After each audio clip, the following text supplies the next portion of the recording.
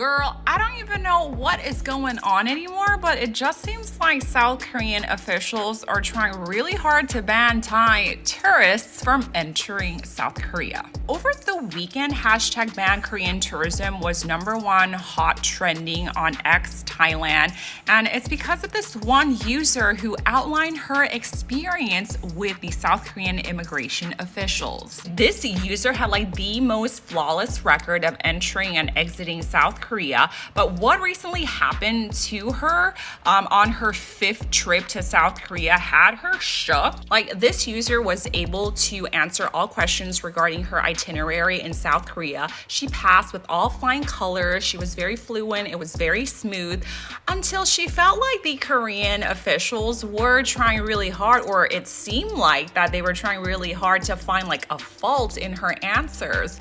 When they threw her this curveball question, this is what they asked her. You came to South Korea 3 to 4 times already. Is that not enough?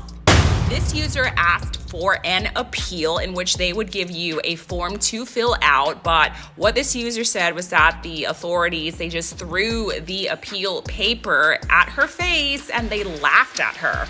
Experience of going to a foreign country that you really look forward to, going there for the purpose of traveling, but being treated just so like a criminal, I think, was just what left this user pretty shook and very traumatized. Obviously set off another wave of criticisms, and Thai people were coming on X to share their experience, such as this user who said that they were going to a fan sign of Ban Yubin of Oh My Girl, and this user had to like forego all of the presents and all of the flights and accommodation that was booked because they were turned away by the immigration officials. So Thai people are just, questioning like what was the purpose in all of that, treating us like criminals, treating us like turds. What was the purpose of having us go through all of that, filling out the KETA before entering the country to be denied entry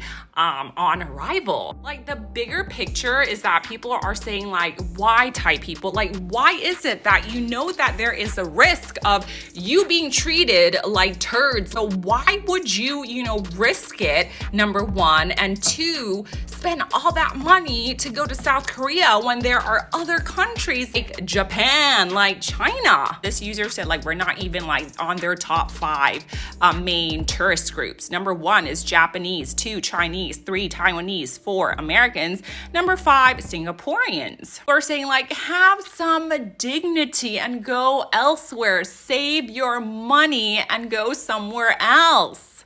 I wonder why.